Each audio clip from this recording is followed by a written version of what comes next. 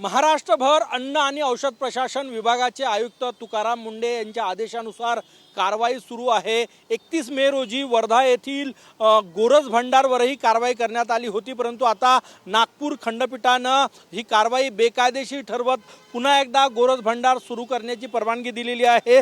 गोरज भंडारचे अध्यक्ष निलेश पाटील आपल्या सोबत आहेत। आता काय निर्णय आहे हायकोर्टाचा? गेल्या 31 मे रोजी अन्न व प्रशासन विभागाने वर्धा येथील सुप्रसिद्ध गोरज भंडार या संस्थेवर कारवाई केलेली होती। जी कारवाई केलेली होती ती बेकायदेशीर होती।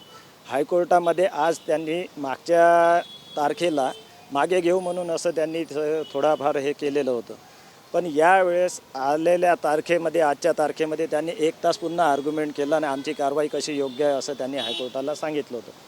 पण हायकोर्टाने त्यांची जी कारवाई होती ती कारवाई पूर्ण बेकायदेशीर असल्यामुळे ती कारवाईचं त्यांनी पूर्ण निलंबन जे होतं ती बेकायदेशीर ठरवून कोर्टाने त्याच्यावर आदेश पारित केला।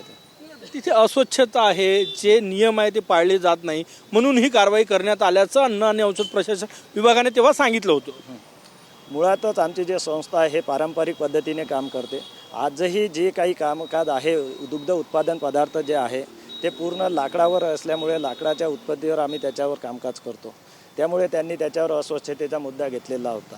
त्यांनी जे काही आमचे नमुने आजपर्यंत याच्यातले कलेक्ट केले, आताही जे नमुने कलेक्ट केले त्याचा अद्यापपर्यंत त्यांनी अहवाल दिलेला नाही, कारण त्याच्यामध्ये आजपर्यंत आम्ही कुठे प्रिझर्वेटिव्ह पण वापरत नाही आणि अडल्ट्रेशनचा मुद्दा तर हा दूरचाच आहे। त्यामुळे अस्वच्छतेचा मुद्दा जरी त्यांनी पकडला होता, परंतु ती जी कारवाई करण्यात आलेली होती ती कारवाई बेकायदेशीर असल्यामुळे कोर्टाने त्यांना बेकायदेशीररित्या ठरवलं। 1.25 महिना बंद होतो गोरज भंडार, म्हणजे जो गोरज पाक देशभरात जातो तो गोरज पाक तयार करणारं केंद्र बंद होतं। किती नुकसान झालं? अंदाजे या कारवाईमुळे गोरज भंडारचं नुकसान जे झालं ते संस्थेचं झालं, पण त्याहीपेक्षा जे मोठं नुकसान झालेलं आहे ते दूध उत्पादक शेतकऱ्यांचं आहे।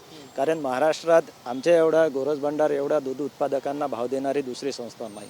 संस्था ही स्वबळावर कामकाज करते, कुठलंही कुणाचंही आर्थिक सहाय्य घेत नसल्यावरही दूध उत्पादक शेतकरी आहे ज्यांचं या 1.25 महिन्यात प्रचंड मोठं नुकसान झालं। दादा काय सांगणार?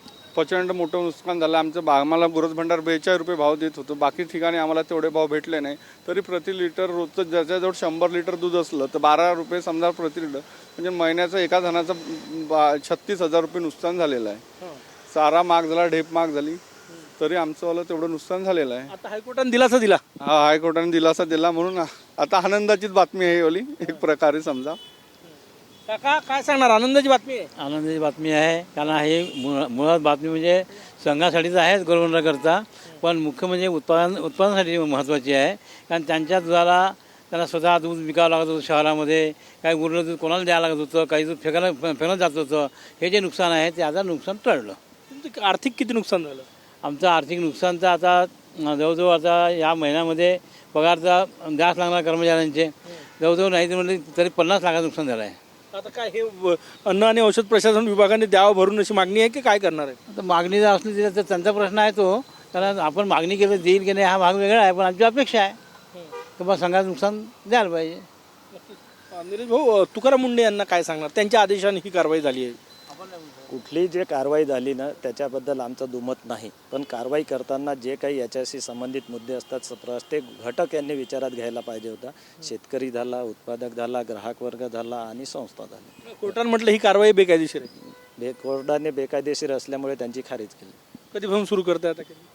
कोर्टाने सांगितलं उद्यापासून सुरू करा म्हणून, पण 1-2 दिवस आम्हाला लागेल चालू करायला। नक्कीच मोठा दिलासा वर्धा जिल्ह्यातील शेकडो शेतकऱ्यांना, कारण की गोरज पाक म्हटलं तर वर्ध्यातून तयार होतो आणि देशभरात जातो, प्रसिद्ध आहे।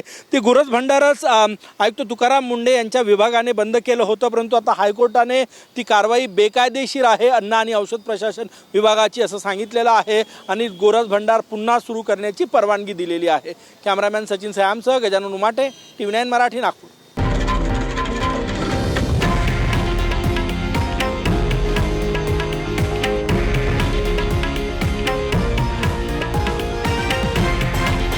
हे आहे देशातील नंबर 1 न्यूज नेटवर्क आणि आपण पाहत आहात TV9 मराठी, एकमेव।